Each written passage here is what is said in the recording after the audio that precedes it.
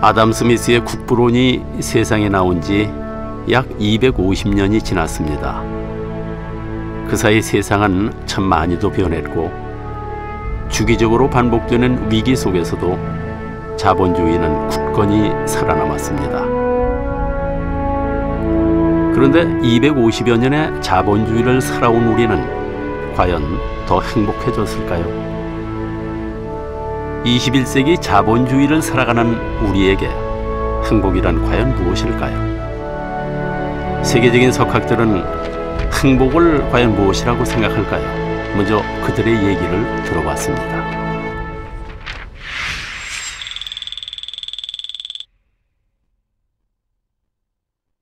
Happiness is the same in any society. It's the opportunity to make your own decisions.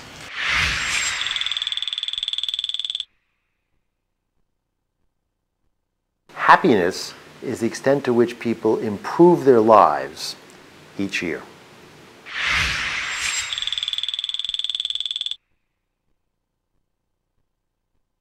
In a capitalist society, happiness is being lucky enough to earn enough money to do what you enjoy.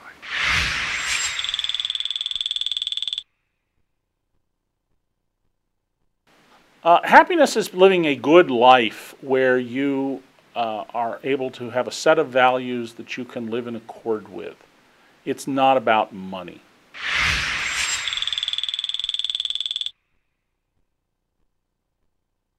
The great thing about capitalism is that it means we can each strive for happiness in our own individual ways.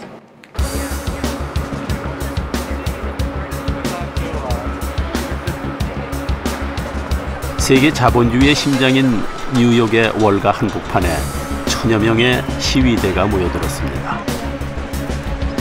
월가를 점령하라 하는 구호 아래 그들은 금융자본의 탐욕을 지탄하고 양극화와 빈부격차의 해소를 촉구하는 점거 시위를 벌였습니다.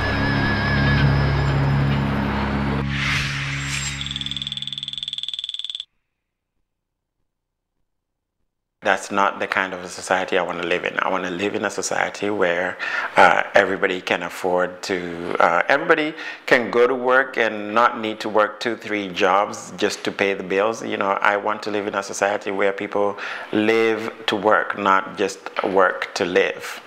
Take back Chicago! Take back Chicago!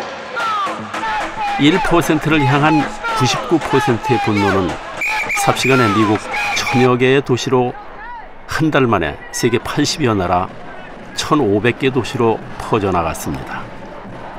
반월가 국제연대 시위를 열었습니다. 우리나라에서도 시민단체들이 탐욕스런 금융자본을 공격하라는 주제로 집회를 열었습니다.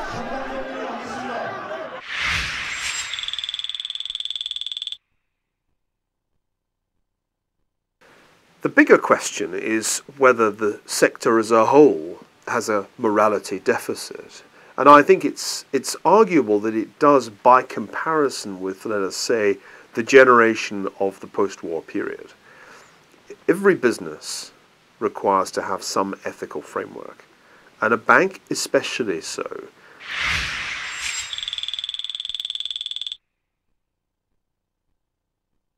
Well, I mean, this is the natural reaction to a deep crisis, and I think this reflects to some extent the divides in the US, but also the sense that you went into this crisis, you still have 9% unemployment, but nobody's really paid the price.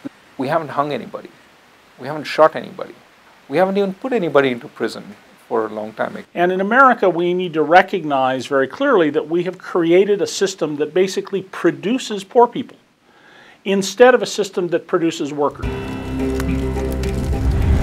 탐욕, 실업, 빈부격차, 불평등으로 가득한 세상.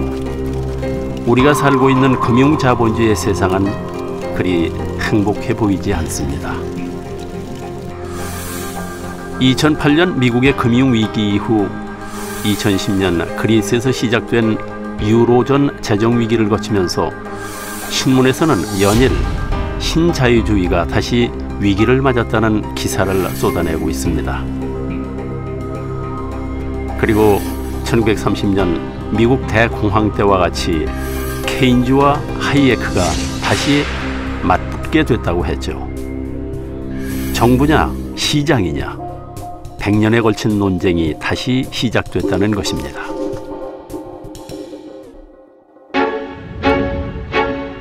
Yeah. Hi. Keynes, 거시경제학의 father.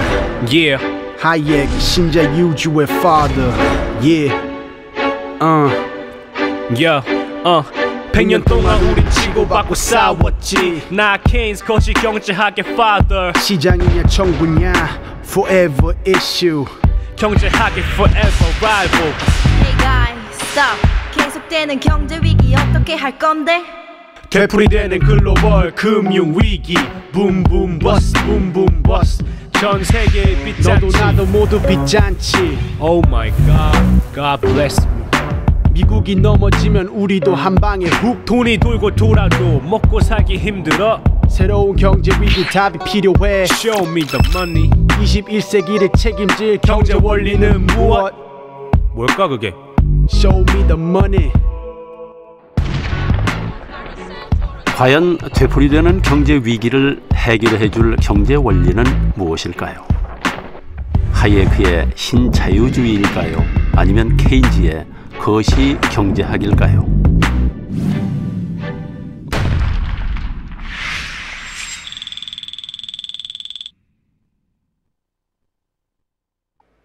I think he was right in many ways. And I think the proof of that is that in this period, which I think was the golden age of the system,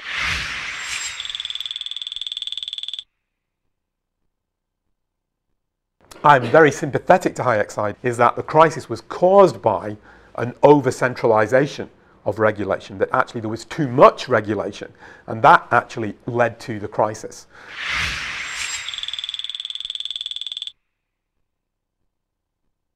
Have once again come to the fore, and so the ghosts of Keynes and Hayek are now once again making the waves and being quoted and cited in public argument.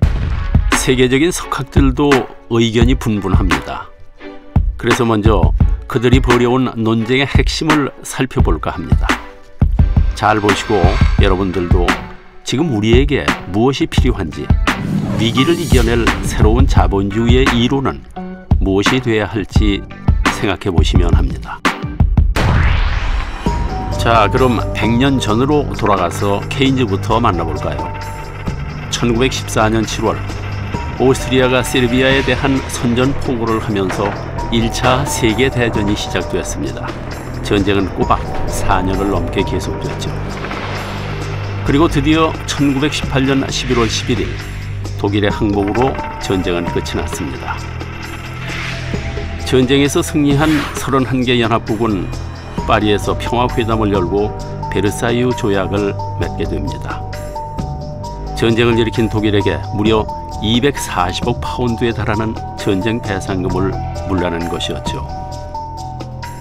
바로 그 자리, 곧이어 불어닥칠 위기를 가장 먼저 예감한 한 경제학자가 앉아 있었습니다.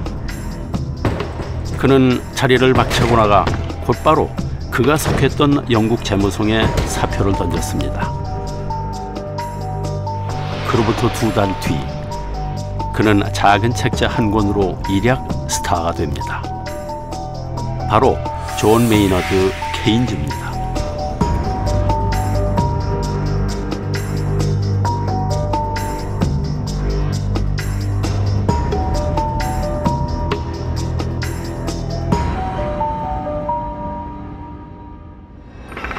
그의 예언이 적중했음을 아는 데는 많은 시간이 걸리지 않았습니다. 독일 정부는 감당할 수 없는 전쟁 배상금 때문에 더 많은 돈을 찍어낼 수밖에 없었고 결국 하이퍼 인플레이션이 발생하고 말았습니다. 한편 전쟁의 여파에 피해가 된 유럽과는 달리 미국은 호황을 누리고 있었습니다. 그러나 끝없는 욕심은 거품을 만들어냈습니다. 1929년 10월 29일 검은 목요일, 거품이 터지면서 미국은 대공황의 소용돌이에 빠져들어갔습니다.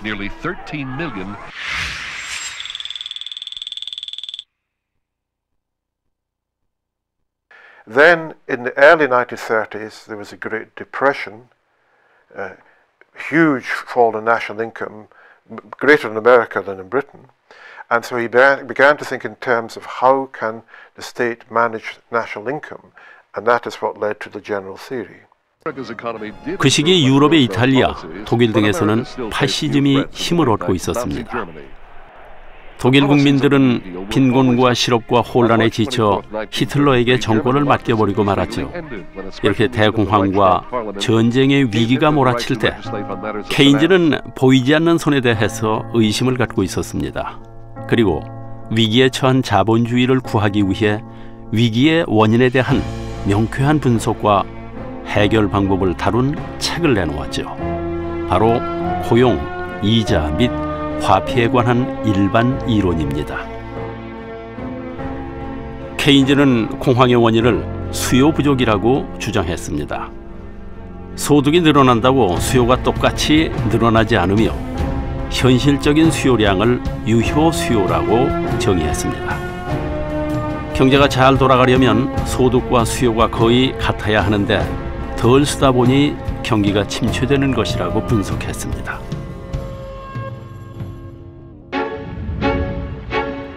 Yeah. Hi. Keynes, 거시경제학의 father. Yeah. 하이의 신자 유주의 father. Yeah. Yeah. 100년 동안 우리 치고받고 싸웠지. 나 케인스 거시경제학의 father. 시장이냐 정부냐 forever issue. 경제학의 forever rival. Keynes is coming. 하이의 케인스의 말을 들어봐. 풍요 속의 빈곤 내가 만든 rhyme so I'm genius Keynes 물건은 넘쳐나도 사는 사람 없어 와 돈이 안 도니까 먹고 살기 힘들어 결국에 대공황 boom boom bust boom boom bust Keynes is coming and I say warning 이거 혁명이야 Welcome to the Keynes world 보이지 않는 손만 믿다 큰 코 다친 거야 Oh no, invisible hand 경제도 아기처럼 돌봐줘 정부가 돌봐줘 우리 보안책이 되어줘 투자가 부족하잖아 수요도 부족해 정부가 공장 세우고 다리도 놓아야 돼 Right, 일자리를 줘야 해 돈이 들게 해야 해 이게 바로 내가 만든 거시경제학 What? Keynes Revolution 정부의 역할에 관한 케인즈의 새로운 이론은 거시경제학이라는 학문을 탄생시킵니다. To 1914, economists were content to explain how the market worked. They studied market economics, microeconomics. When Keynes was a Treasury official helping to finance the First World War, he had to start thinking about macroeconomics. You had to think about the whole economy.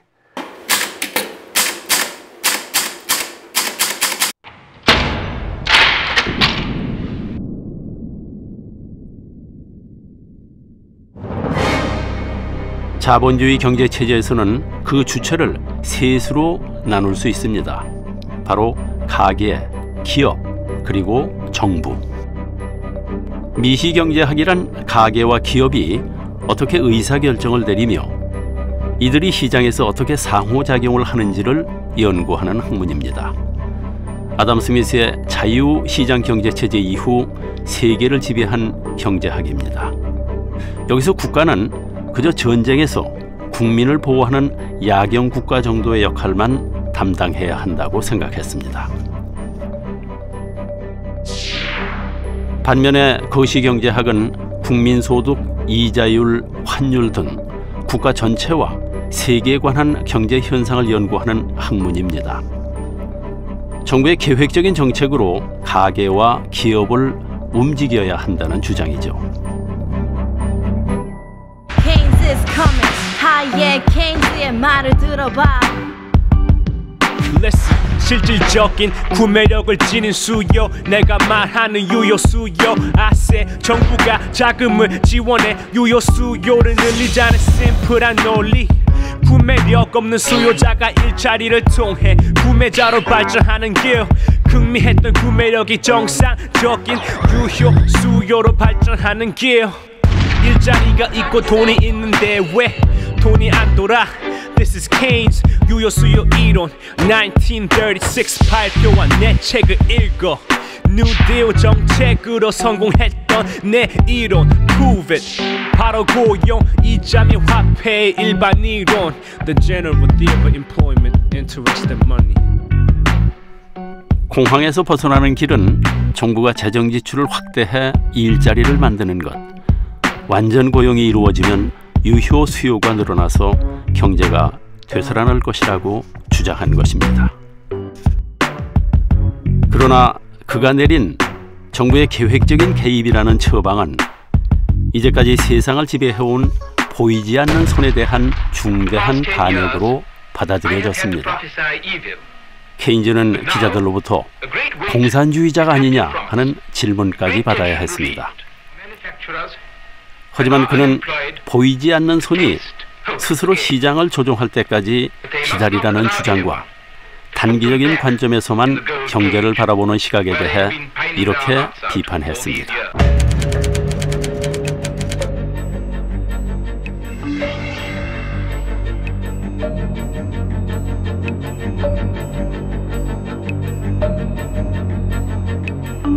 Well, he thought capitalism could survive if it dealt with these two problems. If it guaranteed a good level of employment and if it was more equal. 그의 이론은 맨 먼저 하버드 대학 경제학부의 젊은 학자들을 매혹시키게 됩니다. 그리고 미국 정부의 경제 강요들을 설득시켰죠. 루스벨트 대통령은 그의 이론을 적극적으로 받아들여 뉴딜 정책을 만들었습니다. 실업자와 굶주린 사람을 위한 복지 정책을 마련하고 댐, 고속도로 등을 건설해서 일자리를 만들었습니다. 또 전례 없이 강력한 규제 방안을 실시했습니다. 그리고 드디어 1939년 9월 1일 케인즈의 예언이 그대로 적중하는 사건이 발생했습니다. 독일이 폴란드를 침공하면서 다시 유럽 대륙에 전쟁의 피바람이 불기 시작한 것입니다. 전쟁은 1941년 독일의 소련 공격과 일본의 진주만 공격을 계기로 해서 태평양 전쟁으로 번졌습니다. 유럽뿐만 아니라 아시아, 북아프리카, 태평양까지 전 세계가 전쟁에 휩싸이게 된 것이죠. 결과는 참혹했습니다. 인류 역사상 가장 큰 인명과 재산 피해를 낳은 전쟁은 1945년 8월 15일이 되어서야 끝이 났습니다. 그 사이에 케인즈주의는 그 영향력을 전 세계로 확대했습니다. 1944년 7월 케인즈는 세계 최고의 경제학자 자격으로 브레튼 우주 협정을 진두 지휘하기도 했습니다. 아이러니하게도 전쟁은 독일과 미국 모두에게 불황의 탈출구가 되어주었습니다. 돈을 빌려 전쟁에 쏟아부으면서 실업률이 낮아지고 경제가 살아난 것입니다. 2차 대전이 끝나자 케인즈주의는 자본주의 세계 모든 정부를 지배하는 경제 원리가 됐습니다. His major achievement intellectually was to get economists to think about the whole economy, to think in terms of macroeconomics. That was his great achievement. They have responsibility for full employment, for maintaining an optimal level of employment and output. Keynesian governments targeted employment. They aimed to keep employment at a fairly low level, 3, 4%, 5%, something like this. 이후 케인즈 이론은 큰 정부를 만드는데 이론적 토대가 됐고 30년 동안이나 유례없는 호황을 누리게 해주었습니다. 그런데 이렇게 케인즈가 승승장구할 때 공황의 원인과 극복 방법에 대해서 그와 정반대의 생각을 가진 사람이 있었습니다.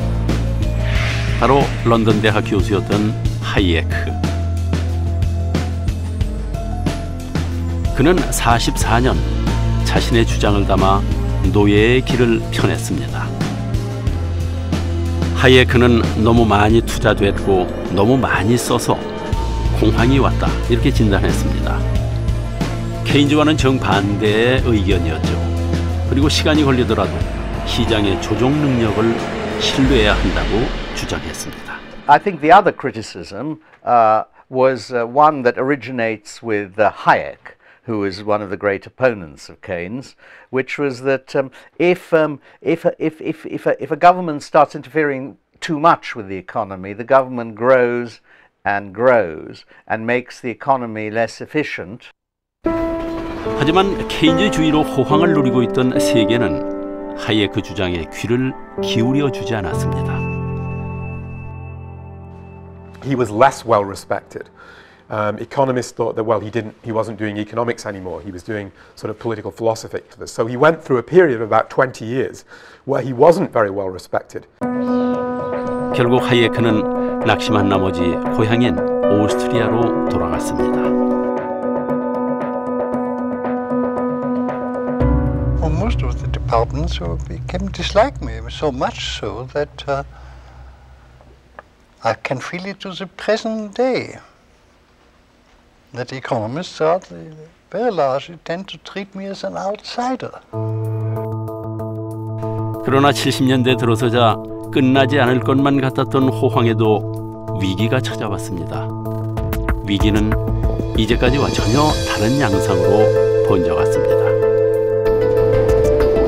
바로 경기 불황과 인플레이션이 동시에 오는 스태그플레이션. 케인즈 이론으로는 도저히 설명이 불가능했습니다. 대세는 케인즈에서 하이에크로 기울어지고 있었습니다.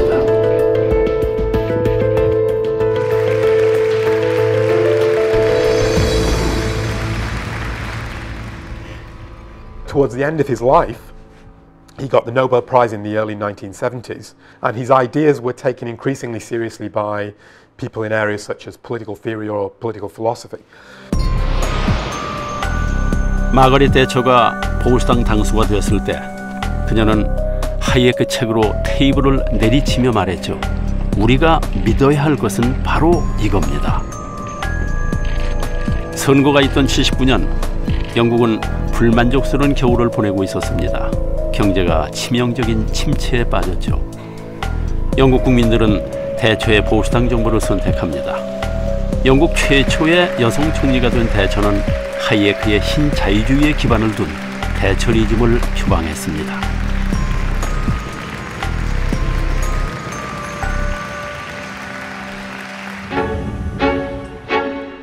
Yeah. Hi. Keynes, 거시경제학의 father. Yeah. Hayek, 신자유주의 father. Yeah. Hi, my name is Friedrich August von Hayek. I'm a Nobel Prize winner, so I'm a genius too, you know? Hayek's coming, Keynes 잘 들어봐. Stagflation 들어봤니? State가 아니다, listen up. Inflation에다 불안까지 온 거야. Money, money, money is all you need. 낯선 괴물처럼 세상을 괴롭혔지. Boom, boom, bust, boom, boom, bust. Hayek is coming, and I say burning. 세상을 구하자, Hayek, Mr. Miracle. 정부 믿다 큰 코 다쳐. 무능 정부, 부패 정부. 투자 너무 많아, 소비 너무 많아, N to the B도 너무 많아. 고통스러워도 그냥 놔둬야 돼. 보이지 않는 손이 조종해야 돼. 이게 바로 내가 말하는 신투더 자유주의. 세상을 구할 자 하이에크. 하이에크는 큰 정부의 문제점을 비판하며 아담 스미스의 자유시장 경제 체제를 다시 부활시켰습니다. 신자유주의 시대가 시작된 것입니다. In the 70s, Keynesianism was rejected, and the neoliberal ideas came in with Margaret Thatcher. 미국도 상황은 마찬가지였습니다.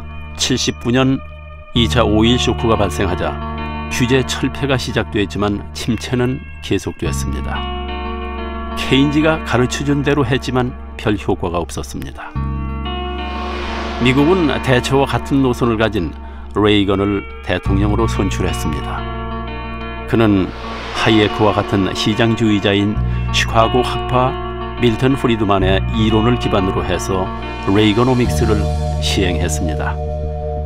건실한 금융, 규제 철폐, 적정한 세율, 제한적인 정부 지출이 주요 내용입니다. 하지만 체제를 바꾸는 건 쉽지 않았고 금방 좋은 결과가 나오지도 않았습니다. 3년이나 고통이 계속됐고 분노는 커져만 갔죠. 수백만 명의 미국인들이 매우 큰 어려움을 겪어야 했습니다.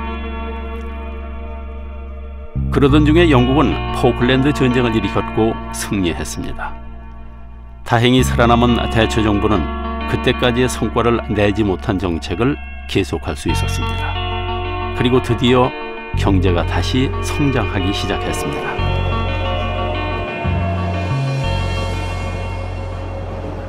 Hayek has a number of crucial insights into the way the world works. I think that Hayek's theory of the world and of how a free society works is richer, more extensive, and ultimately more accurate than Keynes's model. 한편 80년대 들어와서 공산주의 세계는 소련이 리더십을 잃어가면서 경제 위기의 해결책이 마르크스주의가 아닌 시장에 있을지도 모른다는 생각이 고개를 들었습니다. 좀처럼 나아지지 않는 경제 사정으로 공산주의 체제는 점차 무너져갔고 결국 1991년 12월 25일에 소비에트 연방이 해체되고 말았습니다. 그동안 세계를 양분했던 공산주의와 자본주의의 대결에서 자본주의가 최종 승리를 거둔 것입니다.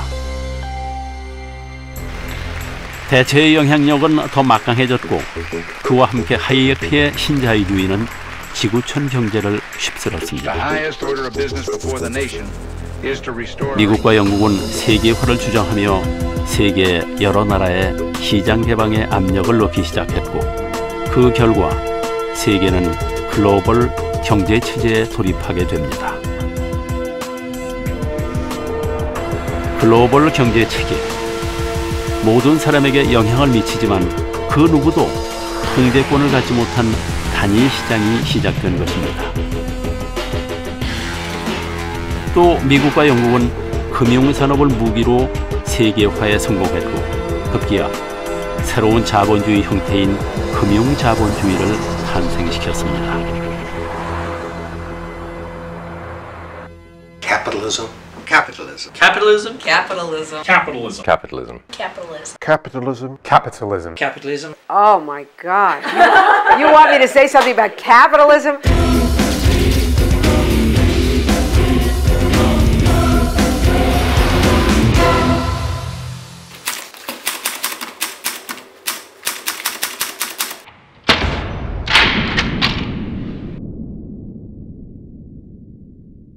하지만 이러한 금융자본주의가 전 세계적인 금융위기를 초래할 수 있다는 것을 예측한 사람은 별로 없었습니다.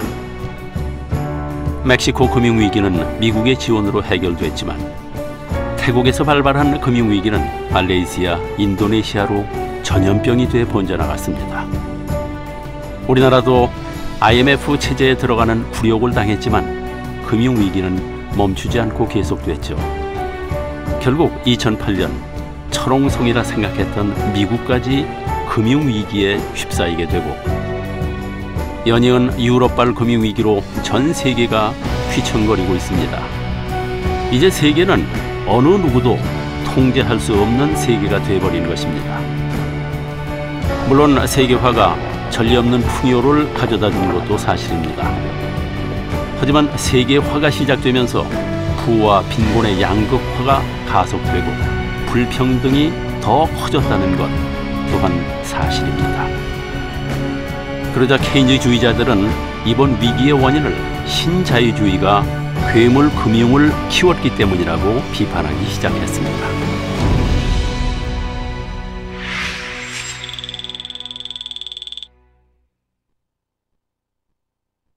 Keynes has an idea that finance, yes, is fine, but it's dangerous. And Keynes had a constant suspicion of the destructive power of finance and of the stock market, of the violent fluctuations and the speculation. 하예크의 추종자들은 반박했습니다. 과도한 정부의 지출이 이번 금융위기의 주범이라는 것이죠. Were in fact caused not by the operation of free markets, but by the mistaken policies of governments and the use of people with political power to try and control and manipulate markets, such as the crisis of the 1930s, or indeed, as he, I've no doubt would argue, the one we're living through right now. 정부냐 시장이냐, 그래서 주도권 싸움은 아직도 첨예하게 대립하며 계속되고 있는 실정입니다.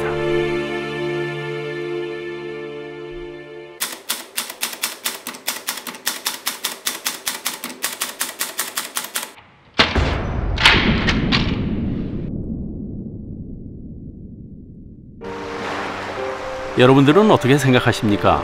다시 정부가 주도권을 쥐고 규제를 강화해야 한다고 생각하십니까? 아니면 규제를 더 완화해서 시장이 스스로 제 기능을 찾도록 기다려야 한다고 생각하십니까? 아무리 생각해도 참 답이 없습니다. 둘 다 이미 그 한계를 여실히 증명한 이론이기 때문입니다. 그래서 어떤 사람들은 자본주의는 고장났다 이렇게 진단합니다. 자, 그렇다면 우리는 자본주의를 버려야만 할까요? Only in the last 200 years since the Industrial Revolution has there been this phenomenon of substantial numbers of people living comfortably. Capitalism is the only force that has ever lifted substantial numbers of people out of poverty. Maybe it needs to be modified in some ways, maybe it will be modified in some ways, but for goodness sake, let's be very careful. 우리가 만나본 전문가들 중 자본주의를 폐기해야 한다고 주장하는 사람은 한 명도 없었습니다. 하기야 그렇다고 실패한 공산주의를 다시 불러올 수도 없는 일입니다. 결국 방법은 하나, 고장난 자본주의를 고쳐 쓸 수밖에 없는 것입니다. The question is, what do you think is causing the observable problems that we can see? Misallocation of resources, unnecessary poverty, extreme income inequality in some cases, and failure to develop in some parts of the world as compared to other parts of the world. 맞습니다.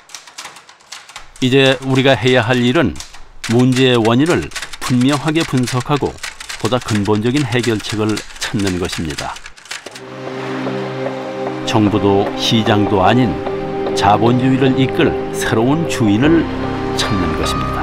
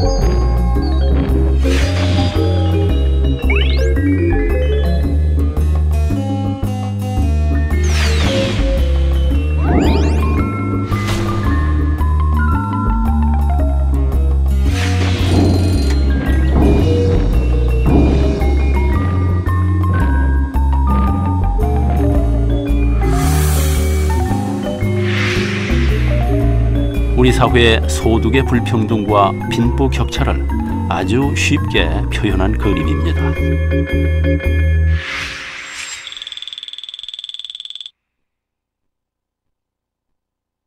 Well, it's a big issue in the United States as well because some of the data suggests that the rich are getting much richer than the rest of the country. There's a bigger gap between what the rich have and what the rest of the country has. And it says, here's the increase in income of the bottom 90% of Americans after 30 years, and it's 1 inch high. And here's the increase in income of the super wealthy. And there's an arrow, and at the top it says, continues off page for 62 more feet. Okay, 1 inch to 62.5 feet is the measure. It's $1 to $7,500. So each time each person in the bottom 90% got $1 more, people at the top get $7,500.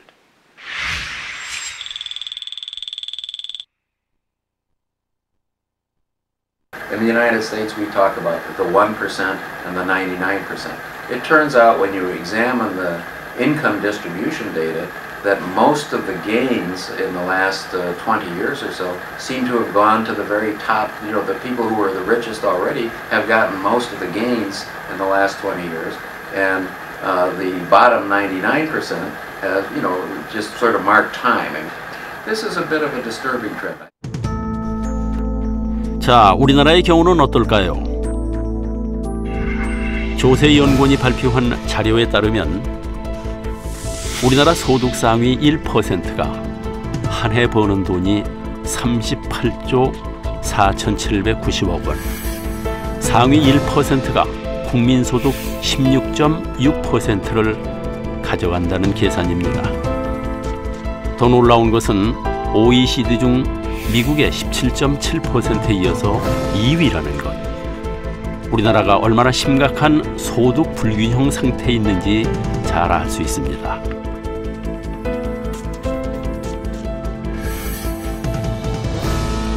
놀라운 데이터는 또 있습니다. OECD 국가의 삶의 질의 구조에 관한 연구에 따르면 우리나라 국민의 행복지수는 10점 만점에 4.2점, 전체 34개국 중 32위를 차지했다고 합니다. 1위는 덴마크로 8.09점, 우리나라보다 낮은 나라는 2점대의 터키와 멕시코뿐입니다. 지난 50년 동안 우리나라 1인당 국민소득 그래프입니다. 1960년대 100여 달러에서 시작해서 현재 2만 달러, 세계 11위의 경제 대국이 됐습니다. 정말 놀라운 성장입니다. 문제는 바로 이것입니다. 우리가 느끼는 행복도가 경제 성장과 비례해서 증가하지 않았다는 것입니다. 이는 미국의 경제학자인 리처드 이스털린이 주장한 소득이 증가해도 행복은 정체된다는 이스털린의 역설을 고스란히 적용하고 있습니다.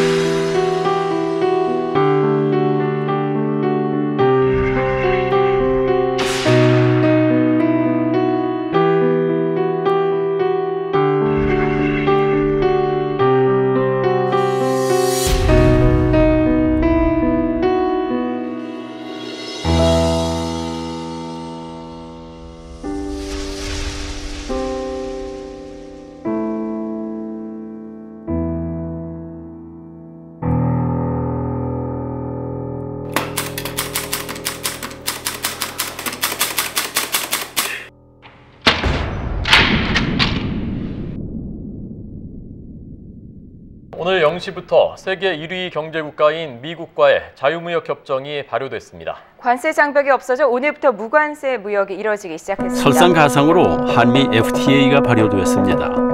과연 FTA는 우리에게 어떤 변화를 가져올까요? That it will encourage exchange between our two countries, which is a good thing.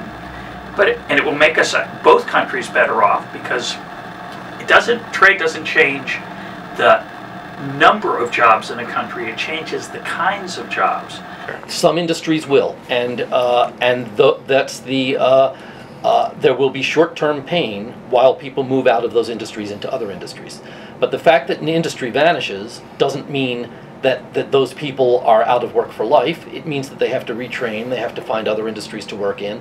That's not an easy process. Because of trade with the United States, there will be parts of the Korean economy that are going to struggle because they'll have new competition.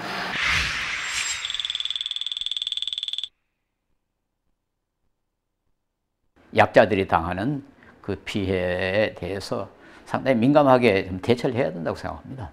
그대로 그저 방치해 놓으면은 적어도 미국과의 그 FTA는 빈익빈 부익부 현상을 더 심화시킬 그 위험이 있으니까.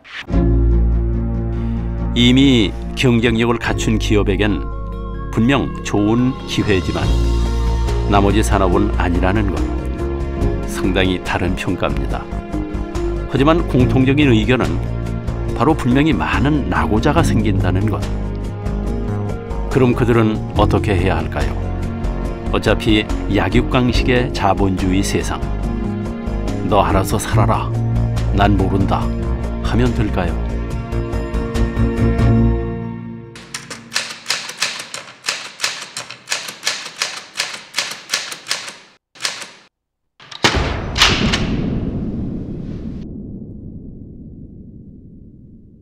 So when something happens in the economy and a lot of people are thrown out of work, instead of having people in misery, they've decided to share the burden. It's like a form of insurance, right? You can't have capitalism without insurance. Nobody will send ships across the ocean if there isn't insurance. We should allow for the possibility of mistakes. We should allow for bad luck. So some minimal safety net, I think every civilized society should have. Welfare is the insurance policy we give to each other. There is the social safety net that a society constructs in order to protect the most vulnerable people. 그렇습니다. 지금 우리에게 필요한 것은 바로 복지입니다. 갑자기 경제 얘기하다 웬 복지로 흘러갔나 싶으실 겁니다. 그러나 아까 말씀드리지 않았습니까? 정부도 시장도 아닌 자본주의를 이끌 새로운 주인을 찾아야 한다고. 앞으로 자본주의는 정부도 시장도 아닌 바로 국민이 주인이 되어야 한다는 말입니다. 국민이 주인이 돼서 경제를 움직이고 자본주의를 움직이는 시대가 왔다는 겁니다. 현대 자본주의가 낳은 양극화, 불평등, 빈부격차를 해결하기 위해서는 복지 자본주의가 필요하다는 겁니다. 대부분의 사람이 행복하지 않는 자본주의에서 대부분의 사람이 행복한 자본주의로 바꿔보자는 겁니다. 복지는 미래의 불안에 대한 일종의 보험입니다. 그러므로 우리가 세금을 내서 복지를 하는 건 보험을 싼 값에 공동 구매하는 것과 같습니다. 어떤 사람들은 걱정합니다. 복지하다 보면 분명히 경제 성장의 발목이 잡힐 거라고. 하지만 그렇지 않습니다. 자, 한번 생각해 보십시오. 1번, 부자가 소비하는 것이 국익에 도움이 될까요? 2번, 아니면 가난한 사람이 소비하는 것이 국익에 도움이 될까요? 답은 2번입니다. 왜냐고요? 당연히 가난한 사람이 부자보다 훨씬 더 많고 아무리 부자라도 하루에 10끼를 먹지는 않기 때문입니다. 그 근거는 멜더스가 경제학 원리에서 주장한 과소소비설에서 찾을 수 있습니다.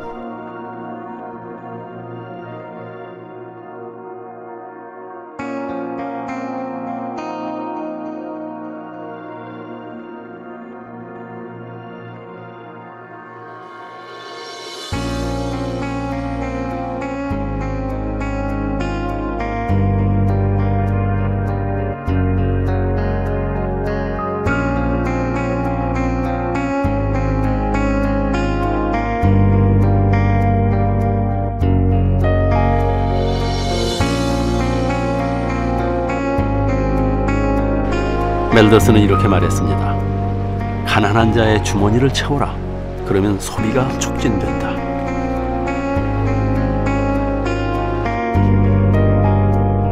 결국 가난한 사람이 많다는 것은 그만큼 사회적인 비용이 많이 들게 되기 때문에 방치하는 만큼 더 큰 부메랑이 돼서 모두를 힘들게 할 것이라는 뜻입니다.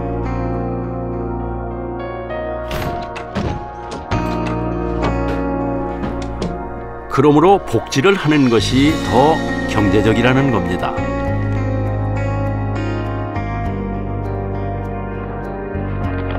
복지 얘기가 나오면 우리는 의례 도덕성부터 부추기고 동정심을 가지라 하는 결론으로 끝을 맺곤 합니다. 가난한 사람들을 어떻게 그냥 두냐고, 같이 살아야 하지 않겠느냐고, 그것이 바로 정의로운 사회가 아니냐고. 하지만 사실상 복지 문제는 그저 동정심에 기대서 해결할 문제가 아닙니다. 물론 복지는 어려운 문제입니다. 복지를 하려면 세금, 즉 돈을 걷어야 하기 때문이죠. Poverty is a free good, but it is a very expensive. You know, it costs a lot of money when you have poor people. They tend not to be taxpayers, but tax eaters. 물론 단순한 퍼주기식 복지를 하자는 게 아닙니다. 복지와 성장은 서로 상충되는 개념이 아니라는 말입니다. The purpose of welfare should be to get people through a period so that they can be productive, but there have to be jobs to do that. Yes, well, of course you've got to have a welfare system.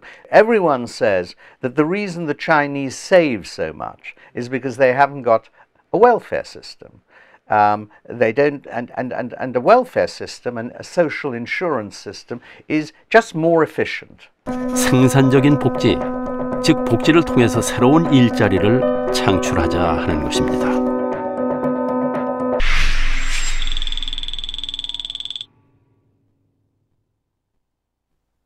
유명 배우들이 나와서 그런 걸 선전을 하죠. 이 월 29만이라는 숫자를 개인이 불안해서 내는 거죠. 내가 혹시 큰 병 걸릴지도 모르는데, 그래서 그렇게 큰 돈을 내고 있거든요. 그런 공적인 방식을 취하지 않고 불안하니까 사적인 방식으로 각자 살 길을 찾는데, 이게 살 길이 아니라는 것이죠. 공적으로 가는 것이 맞고 이게 복지국가다, 그런 뜻입니다. Focusing on education, focusing on skill building is important because eventually you're creating more productive citizens. And there are some people who, you know, despite their best effort, cannot hold a job. Do you, you know, try and find ways to get them back into the workforce? Sometimes they require help in terms of training. I think society is better off if you can do that. You know, let me tell you, they did this in Denmark. You lose your job through no fault of your own because the industry changes. The government then puts you into a training program. Maybe you need 6 weeks of training and maybe you need to get a doctoral degree. The government will provide you with 90% of your income until that program is finished. It'll then find you a job. You can reject that job. It'll find you a second job. And if you reject that job, you lose 90% of your benefits. So what happens? People find their own job because the government's not so good at finding jobs, number one, and number two, they don't want to lose 90% of their benefits.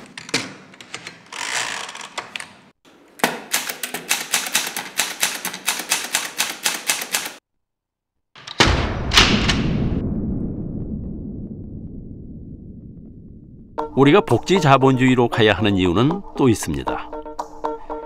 이것은 OECD 국가들의 복지 지수입니다. 우리나라는 30개 국가 중에서 26위, 거의 꼴찌의 성적입니다. 1위는 노르웨이, 2위는 룩셈부르크, 3위는 네덜란드, 4위는 덴마크, 5위 스웨덴. 주로 전통적인 유럽의 복지 국가들이 높은 순위를 차지하고 있습니다. 이것은 OECD 15개국 국가들의 창의성 지수입니다. 우리나라는 11위, 역시 중하위권입니다. 1위는 스웨덴, 2위는 스위스, 3위는 핀란드, 4위는 네덜란드, 5위는 노르웨이. 어떻습니까? 상위권을 차지하는 나라들이 복지지수와 거의 비슷하지 않습니까? 창의성 지수는 복지지수와 깊은 관련이 있다는 말입니다. 한마디로 복지국가의 국민이 창의성 지수가 높다는 말이 되는 것입니다. 창의력은 미래의 사회를 발전시킬 가장 큰 성장 동력이라 일컬어집니다. 복지국가라는 것은 사회 안전망이 잘 되어 있는 나라인데 그럼 실패한 사람들이 다시 일어설 수가 있는 것이죠. 재기할 수 있다는 보장이 있기 때문에 사람들이 모험을 할 수 있게 됩니다. 모험과 창의력, 발명, 혁신 이런 것을 촉진하는 효과를 복지국가가 갖는 것이죠.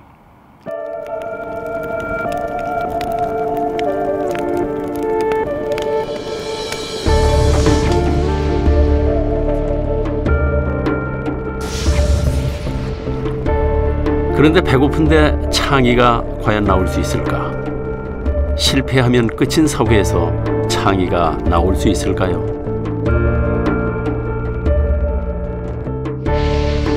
창의는 끝없는 실패와 모험에서 시작됩니다.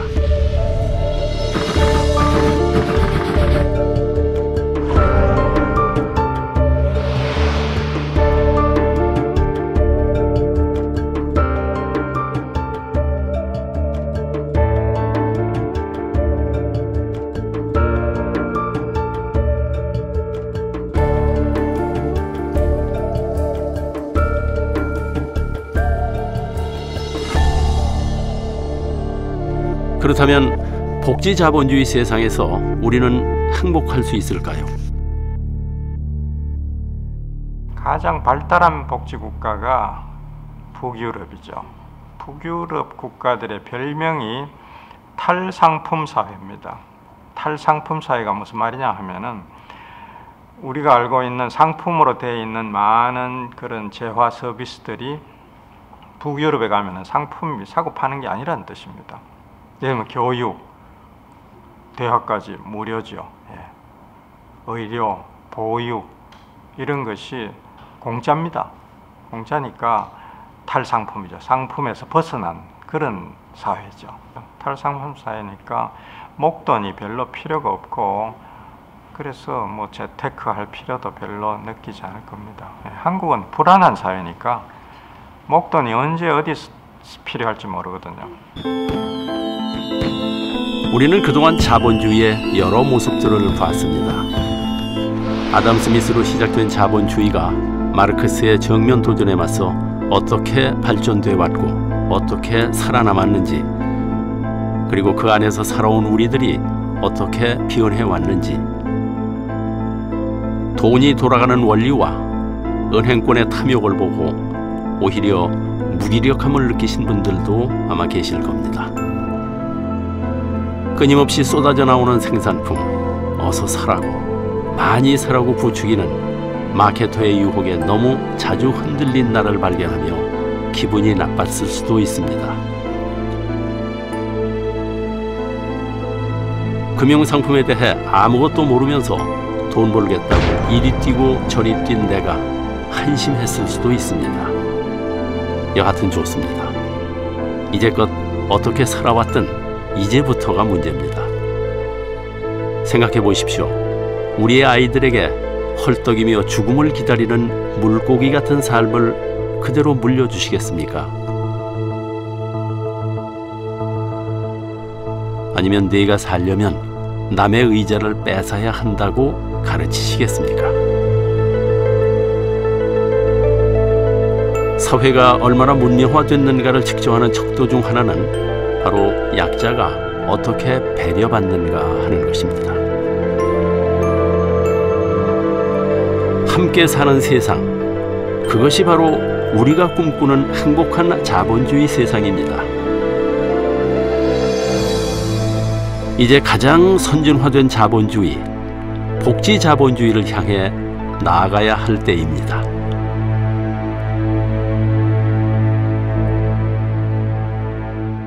Capitalism is an unrivaled engine for producing wealth. It lifts people out of poverty.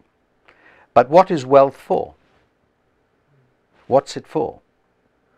You have to have other ethics than simply the ethic of wealth accumulation. But that's you know, for the future. But it's something that we need to start thinking about now.